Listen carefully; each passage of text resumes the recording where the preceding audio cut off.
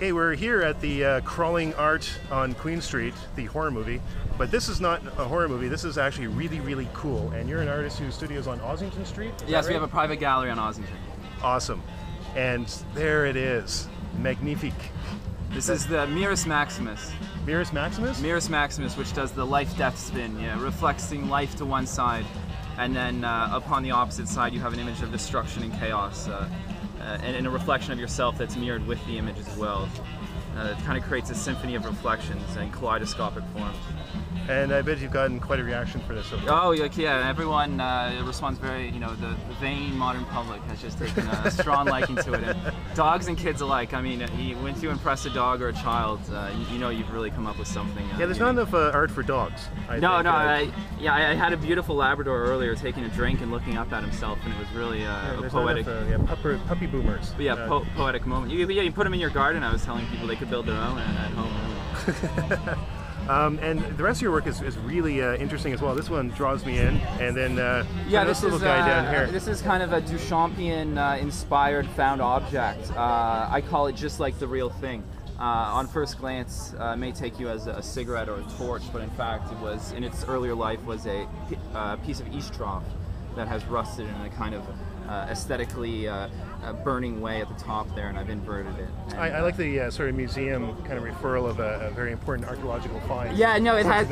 Yeah, it has that almost a piece of an aircraft or a famous building that came down. But in fact, I just stumbled across on Dundas Street, just north of this location earlier this summer. Okay, cool. And then we squeeze over here, and I don't know anything about this couch. We've done it. What's happening here is this is a contemporary art and furniture installation. And I work closely with an interior designer who designs couches, and we inspire each other on found objects, vintage frames, contemporary fabrics. I work with found photographs and do them in a modern way with printing techniques. So this is an idea of a couch that is inspiring art and art inspiring furniture. Okay, great. And this is one of the prints you're talking about. This is a photograph printed directly on glass. It's an industrial printing technique that I've found a company crazy enough to do. Printing on glass is very dangerous. And what it is, it's a found photograph from the 1940s of a daycare, and these children put on a production of the Dream Ballet. And what I've done is taken these images of these 10 and 12-year-olds and cut it up and skewed it. Extended the neck, extended the legs, and what you get is a kind of coy, sexual, almost femme fatale, when in fact the original image was a young child, so you get this alienation of context, and mediums is neat. And when it's in the gallery with the light shine right on it, really spectacular, the shadow play.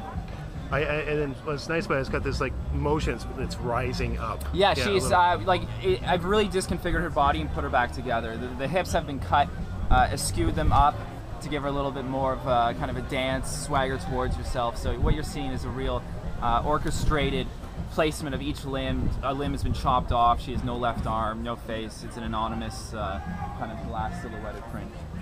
And that's, I think, what makes it like a very dreamlike. So I don't need all the information. Exactly. That was one of the points. And with my art, I want to leave some to the imagination. The best piece of art I have is I can look at it for an infinite amount of time and paint a different picture every time. And not everyone gets the white space. The white space is really, really white important. Is a very strong color in my art, and it replays. I do a lot of white framing. I do a lot of images just directly on a white background. And I mean, everyone has a white wall, so anyone can activate this piece of art in their own home.